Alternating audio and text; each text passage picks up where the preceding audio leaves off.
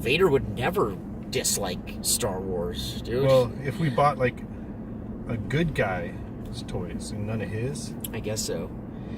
But Vader was redeemed in the end, so yeah, he would. I heard that about the cutscene from Episode 7 though, where his Force Ghost was supposed to be like half light side, half dark side. Whoa, crazy mofo. I'm gonna have an angry driver rant if this continues. Live accident. Oh shit. Yeah, you were telling me about that, where they were gonna have Hayden Christensen. Yeah, as a Force Ghost, he's supposed to be kind of torn between light and dark side. I am glad that didn't make it off the concept floor. Might still make it. You never know. Well, I think we said this back when we were doing the Force Awakens predictions about whether we would see someone like him, and I think like there's an overwhelming hatred for the prequels and the people in them, so it would be especially his performance. So to bring him back, well, I think Ewan McGregor most people would accept. Yeah, I think so. So I saw an interesting Star Wars theory today. Mm-hmm. It's that I guess Pablo Hidalgo was pulled off of Star Wars Rebels and given control of what they called all Disney animation. Yes. And so the theory is he's developing a new show now. I saw that as well. Yeah. And so I also this morning a channel, shoot, I forget which channel it was. Oh gosh. It just totally slipped my brain. But they uploaded a video that that said, could Snoke be the Emperor from the Old Republic? Because that guy basically had the ability to like jump from body to body and live forever. Are we talking about Emperor Palpatine? No, his name was Emperor VIII. Oh, he's from the Old Republic. Okay, because isn't there some expanded universe stuff about Palpatine? Yes, jumping from body to body, and like Luke fought him again later. Yeah.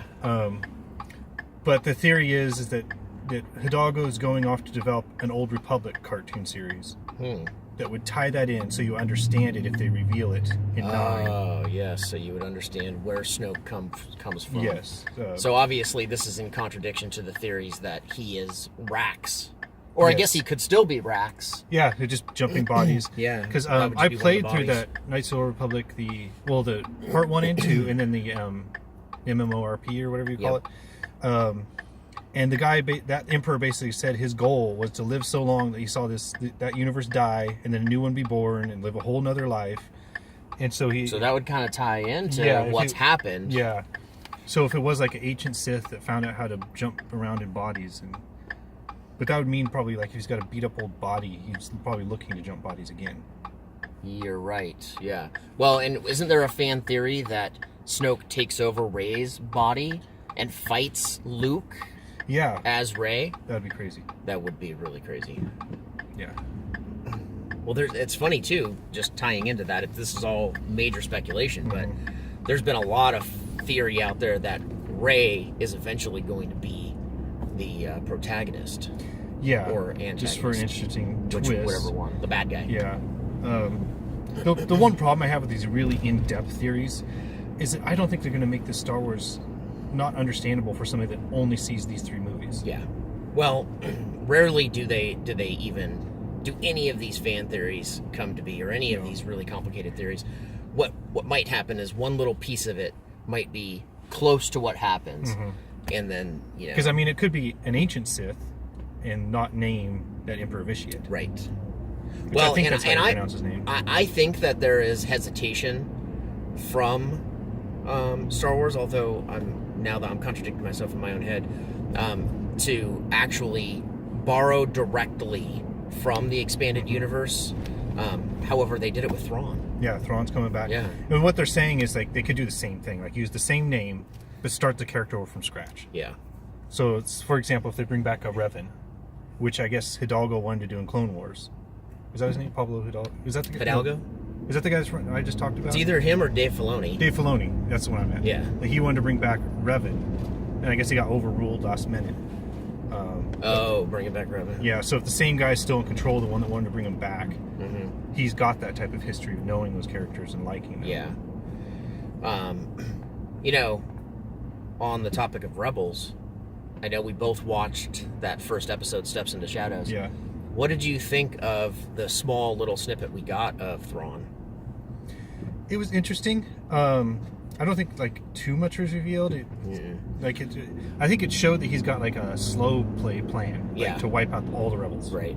I just liked the voice acting. I could hardly hear it.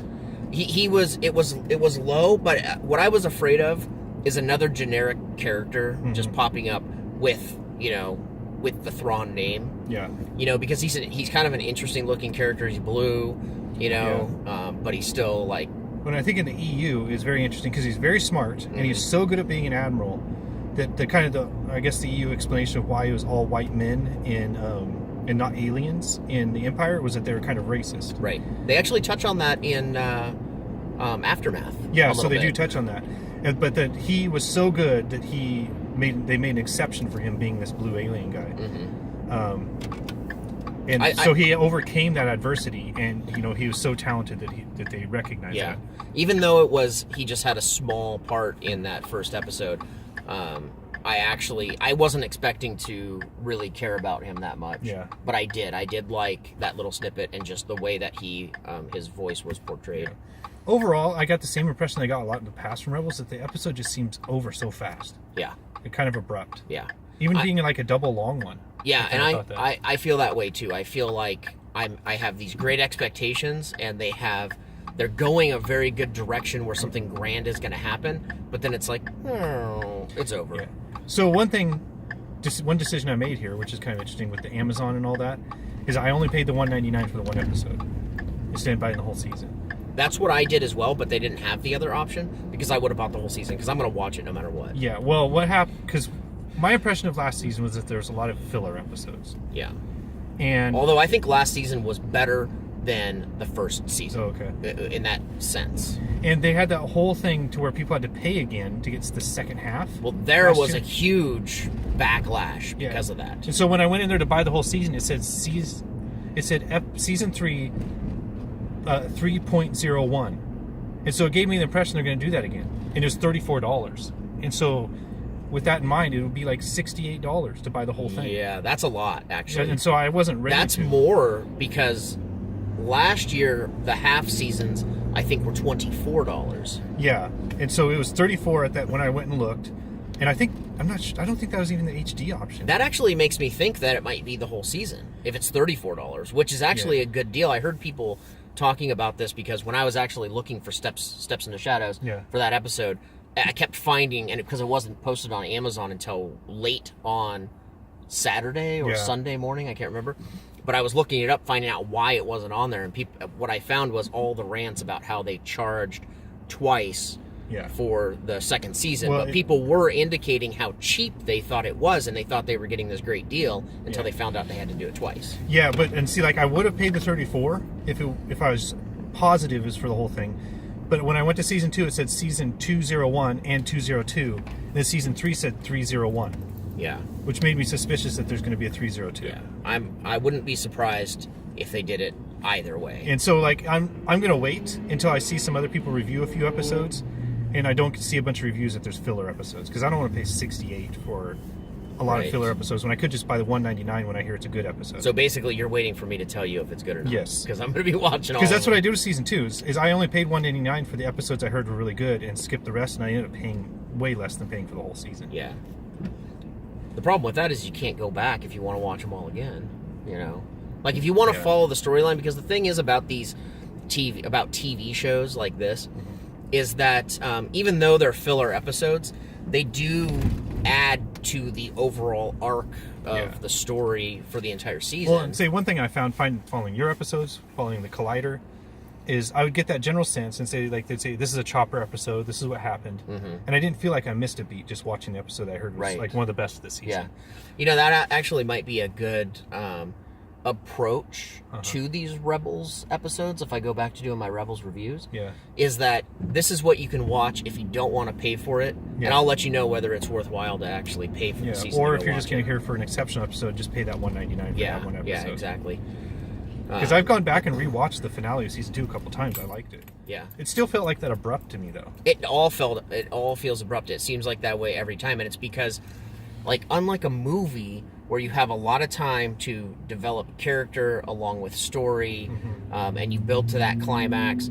Like in these episodes, you're trying to do all of that in an episode, in addition to carry that arc throughout the entire season, as well as carrying it throughout the entire run of the show. Yeah. So it feels like they're trying to spread a lot of what happens, you know, to maintain that story, while also trying to cram a lot into a short period of time. Yeah. You know, it's got to be hard to do. Yeah. But yeah, I do. I always, every time I watch an episode of Rebels, I don't always feel like I am completely satisfied. Yeah. You know, this last season, well, spoiler alert, I was expecting like a cliffhanger at the end of this first episode. And there really wasn't. Like, I just thought like they'd show like a clip of like a Vader or some of the Bendu saying something or something like that. But it really didn't. Do you think we'll see Bendu again? Or do you think that was it for him? I would like to know more about him. Yeah. Well, the interesting thing, again, spoiler alert, Kanan left him the Sith holocron. Yeah, he did. So, this first episode made me feel like it's more likely that Ezra's kind of loosely based on Starkiller. But kind of a reverse, because Starkiller's, you know, in the video games, he started out as Vader's apprentice, then kind of gradually turned to the light side. Now, Starkiller is from The Force Unleashed. Force Unleashed, yeah. Okay. And so I think I played The Force Unleashed 2, which I was playing his clone. Yeah. So the first there's one, a house in the middle of the street. yeah, house. Okay. Watch out for the house. So spoiler alert on the first Force Unleashed. It's very old now, but it's kind of like he becomes like he was a Jedi hunter. He killed a Jedi from the prequels, like Shaak Ti or somebody like that. But then like he gradually turns to the light side and ends up fighting the Emperor in the end. And then it kind of ends with like them going with using him as an inspiration to start the rebellion. Okay, interesting. Yeah. So I could see like Ezra maybe being like, they're going to have to do something very quickly to either wrap him up or have him disappear to explain where he is for episodes 4, 5, and 6. Yeah. So they might have to do something like that very quickly. And the thing is too, do we know how many seasons of Rebels there are going to be? Well, I think it's very interesting that they pulled Hidalgo now to develop something else. That they may have already made an arc, like a general storyboard arc or something like that. Maybe this is the last season or the next one's the last season. Yeah. Because that would make a lot of sense. It would make a lot of sense considering it. I believe when this show started, it was 5 years before episode 4. Yeah. So if it hits season 5, last episode is right when episode 4 starts. Well, and then they could start another series to explain maybe going into episode 9 or something like that. And considering that Rogue One, it leads up into episode 4, they might want to end Rebels before that scenario begins. Yeah, so like Rebels might kind of tie into Rogue One, then get wrapped up, and then they need to start doing something to explain what's going to happen, like Star Wars Episode 9. Yeah. So I think that's where they're going. Interesting. It'll be cool to see what happens. Are you excited to get toys now? I am. Let's go. Let's go get toys.